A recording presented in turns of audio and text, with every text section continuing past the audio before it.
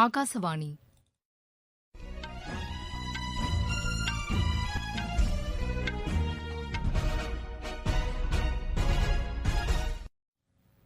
செய்திகள் வாசிப்பவர் வாணி ஸ்ரீராம். தலைப்புச் செய்திகள்: கோவிட்-19 தடுப்பு மருந்து அடுத்த சில வாரங்களில் அறிமுகப்படுத்தப்படும் என்று பிரதமர் திரு நரேந்திரமோடி தெரிவித்துள்ளார். தமிழகத்தில் நிவர் புயல் பாதிப்புகளை ஆய்வு செய்ய மத்திய குழு நாளை சென்னை வருகிறது. ரிசர்வ் வங்கி இன்று வெளியிட்ட நிதிக் கொள்கையில் வட்டி விகிதங்களில் மாற்றம் செய்யப்படவில்லை. வங்கக்கடலில் நிலை கொண்டுள்ள ஆழ்ந்த காற்றழுத்த தாழ்வு மண்டலம் மேலும் வலுவிழந்து வருவதாக சென்னை வானிலை ஆய்வு மையம் தெரிவித்துள்ளது. கான்பெராவில் நடைபெற்ற ஆஸ்திரேலியாவுக்கு எதிரான முதலாவது டுவெண்டி கிரிக்கெட் போட்டியில் 11 ரன் வித்தியாசத்தில் இந்தியா வெற்றி பெற்றது. இனி விரிவான செய்திகள். கோவிட்-19 தொற்று தடுப்பு மருந்து அடுத்த சில வாரங்களில் அறிமுகப்படுத்தப்படும் என்று பிரதமர் திரு நரேந்திரமோடி கூறியுள்ளார். இன்று காணொலி வாயிலாக அனைத்துக் கட்சி கூட்டத்தில் கலந்து கொண்ட அவர், நாட்டில் 8 தடுப்பு மருந்துகள் பல்வேறு கட்ட பரிசோதனைகளுக்கு உட்படுத்தப்படுவதாக கூறினார். நியாயமான விலையில் தொற்று நோய்க்கான மருந்தை இந்தியா கண்டுபிடிக்கும் என்ற ஆர்வத்தில் உலக நாடுகள் எதிர்பார்த்திருப்பதாக அவர் தெரிவித்தார். கூடுமான வரையில் அனைவருக்கும் தடுப்பு மருந்து கிடைப்பதற்கு ஏதுவான திட்டம் செயல்படுத்தப்படும் என்று பிரதமர் உறுதியளித்தார். ஆராய்ச்சியில் ஈடுபட்டுள்ள விஞ்ஞானிகளின் முழு திருப்தியுடன் இந்த தடுப்பு மருந்து திட்டம் தொடங்கப்படும் என்றார். தடுப்பு மருந்துகளை பாதுகாப்பாக குளிர்சாதன வசதியுடன் கூடிய கிடங்குகளில் பாதுகாத்து வைக்க நடவடிக்கை எடுக்கப்படும் என்று கூறினார். மருத்துவத் துறையில் பணிபுரியும் அனைவருக்கும் முதலில் தடுப்பு மருந்து வழங்கப்படும் என்று பிரதமர் தெரிவித்தார். இது தொடர்பான பட்டியலை தயாரிப்பதற்கு மாநில அரசுகளுடன் ஆலோசனை நடத்தப்படுவதாக அவர் கூறினார். கடந்த பிப்ரவரி மார்ச் மாதத்திலிருந்து கோவிட்-19 தொற்றால் நாடு பல கட்டங்களை தாண்டி வந்திருப்பதாகவும், நாட்டு மக்களை பாதுகாப்பது ஒன்றே அரசின் நோக்கமாகும் என்றும் பிரதமர் குறிப்பிட்டார். தடுப்பு மருந்து குறித்து யாரும் அச்சமடைய தேவையில்லை என்றும், தேவையற்ற வதந்திகளை நம்ப வேண்டாம் என்றும் பிரதமர் கேட்டுக் கொண்டார். தடுப்பு மருந்து தொடர்பான விழிப்புணர்வை பரவலாக்குவதற்கு அதிகாரிகள் நடவடிக்கை எடுக்குமாறு அவர் வலியுறுத்தினார். அதுவரை மக்கள் பாதுகாப்பாக முகக்கவசம் அணிய வேண்டும் என்றும், சமூக இடைவெளியை கடைபிடிக்க வேண்டும், அடிக்கடி கை கழுவ வேண்டும் என்றும் அவர் கேட்டுக் கொண்டார். 3 மணி நேரம் நடைபெற்ற இந்த கூட்டத்தில் நாடாளுமன்ற அவைகளின் தலைவர்களும், மத்திய அமைச்சர்கள் திரு அமித்ஷா, திரு ராஜ்நாத் சிங் மற்றும் திரு ஹர்ஷ்வர்தன் ஆகியோர் கலந்து கொண்டனர். காங்கிரஸ் கட்சியின் நாடாளுமன்ற தலைவர் திரு ஆதிர் ரஞ்சன் சௌத்ரி, திரு குலாம் நபி ஆசாத், திரிணாமுல் காங்கிரஸ் கட்சித் தலைவர் திரு டெரிக் ஓப்ரேன், திமுக நாடாளுமன்ற தலைவர் திரு TR பாலு, தேசியவாத காங்கிரஸ் கட்சியின் மூத்த தலைவர் திரு சரத்பவார் உட்பட பல்வேறு கட்சிகளின் தலைவர்கள் இந்த கூட்டத்தில் கலந்து கொண்டனர். தமிழகத்தில் காவிரி குண்டாறு இணைப்பு திட்டம் சுமார் 14,000 கோடி ரூபாய் மதிப்பில் மேற்கொள்ளப்படும் என்று முதலமைச்சர் திரு எடப்பாடி பழனிசாமி கூறியுள்ளார். சிவகங்கை மாவட்டத்தில் வளர்ச்சித் திட்டப் பணிகளை ஆய்வு செய்த பின்னர் பேசிய அவர், இந்த திட்டத்திற்கு வரும் ஜனவரி மாதம் அடிக்கல் நாட்டப்படும் என்று கூறினார். காவிரி குண்டாறு திட்டம் மிகச் சிறப்பான திட்டம். சுமார் 14,000 கோடியில் இந்த திட்டத்தை நிறைவேற்ற இருக்கிறோம். ஜனவரி மாதம் இந்த திட்டத்திற்கு அடிக்கல் நாட்ட இருக்கிறோம். இந்த திட்டம் நிறைவேறுகின்ற பொழுது சிவகங்கை மாவட்டத்தில் இருக்கின்ற பல ஏரிகள் நிரப்பப்படும். அதன் மூலம் நிலத்தடி நீர் உயர்ந்து விவசாயிக்கு தேவை நீர் கிடைக்கும். இது மிகப்பெரிய திட்டம். தமிழ்நாடு அரசு இன்றைக்கு நீர் மேலாண்மை திட்டத்தில் தேசிய அளவில் முதன்மை பெற்றிருக்கின்றது. கோவிட்-19 தொற்று காலத்தில் கட்டுப்பாடு நடவடிக்கைகளை தமிழக அரசு சிறப்பாக மேற்கொண்டதாக முதலமைச்சர் தெரிவித்தார். சட்டமன்ற கட்டிடத்தில் ஓமந்தூரா ராமசாமி ரெட்டியார் மற்றும் சுதந்திர போராட்டத்தில் செக்கிழுத்த செம்மல் வ.உ. சிதம்பரனார் மற்றும் மோகன் குமாரமங்கலத்தின் முழு உருவப்படமும் திறந்து வைக்கப்படும் என்று முதலமைச்சர் தெரிவித்தார். முன்னதாக இன்று காலை முல்லை பெரியாறு அணையிலிருந்து மதுரைக்கு குடிநீர் வழங்க வகை செய்யும் 1295 கோடி ரூபாய் மதிப்பிலான கூட்டு குடிநீர் திட்டத்திற்கு முதலமைச்சர் அடிக்கல் நாட்டினார். அப்போது பேசிய அவர், கூட்டு குடிநீர் திட்டத்தின் மூலம் நகர்ப்புற மக்கள் மட்டுமன்றி கிராமப்புற மக்களுக்கும் குடிநீர் கிடைக்கும் வகையில் அரசு பல்வேறு நடவடிக்கைகளை மேற்கொண்டு வருவதாக குறிப்பிட்டார். மதுரையில் எய்ம்ஸ் மருத்துவமனைக்கான கட்டுமான பணிகள் விரைவில் தொடங்கப்படும் என்றும் முதலமைச்சர் தெரிவித்தார்.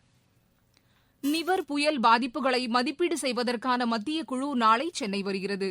மத்திய உள்துறை அமைச்சகத்தின் இணை செயலர் திரு அசுதோஷ் அக்னிஹோத்ரி தலைமையில் 7 பேர் கொண்ட குழுவினர் பல்வேறு இடங்களை பார்வையிட்டு மதிப்பீடுகளை செய்ய உள்ளனர். இந்த குழுவில் ஊரக வளர்ச்சித்துறை இயக்குநர் திரு தரம்வீர் ஜா, மத்திய மின்சக்தி ஆணையத்தின் துணை இயக்குநர் திரு OB சுமன், மத்திய மீன்வளத்துறையின் ஆணையர் டாக்டர் பால் பாண்டியன், மத்திய நிதியமைச்சகத்தின் இணை இயக்குநர் திரு அமித்குமார், மத்திய வேளாண் அமைச்சகத்தின் எண்ணெய் வித்துத்துறையின் இயக்குநர் டாக்டர் மனோகரன் உள்ளிட்டோர் சென்னை வருகின்றனர். நீங்கள் கேட்டுக் கொண்டிருப்பது ஆகாசவாணியின் செய்தி அறிக்கை. கோவிட்-19ற்கு எதிரான போரில் நமக்கான 3 கவசங்கள். முகக்கவசம் அணிவோம், தனிநபர் இடைவெளியை கடைபிடிப்போம், கை மற்றும் முக சுத்தம் பராமரிப்போம்.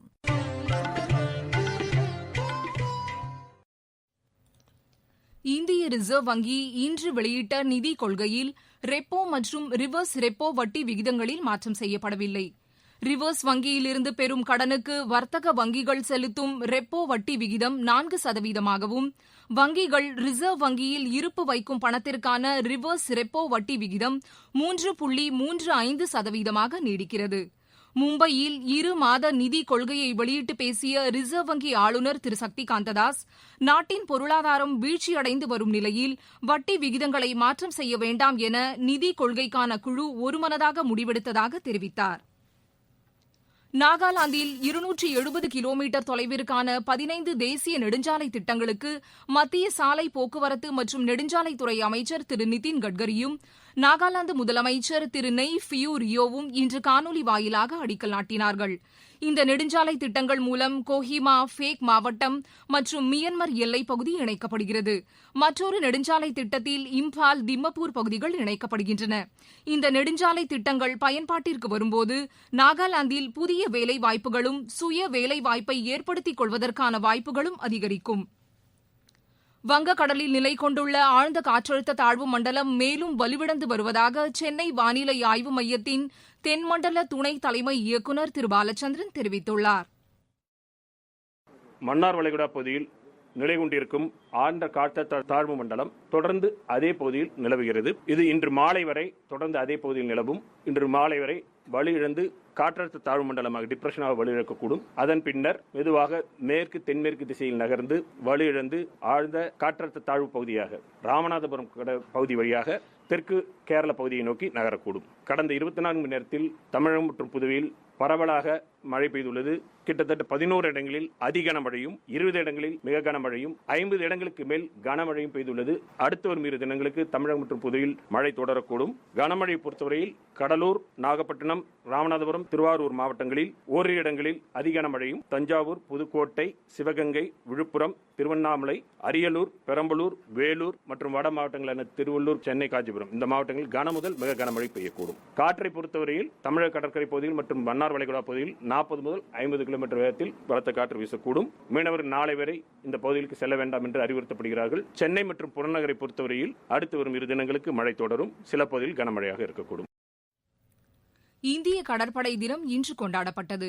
1971ஆம் ஆண்டு பாகிஸ்தானுக்கு எதிரான போரில் இதே நாளில் கராச்சி துறைமுகத்தில் 4 பாகிஸ்தான் கப்பல்களை இந்திய கடற்படை மூழ்கடித்து வெற்றி கொண்டதன் நினைவாக கடற்படை தினம் கொண்டாடப்படுகிறது. கடற்படை தினத்தையொட்டி வீரம் செறிந்த இப்படையின் வீரர்களுக்கும் அவர்களின் குடும்பத்தினருக்கும் பிரதமர் திரு நரேந்திர மோடி வாழ்த்து தெரிவித்துள்ளார்.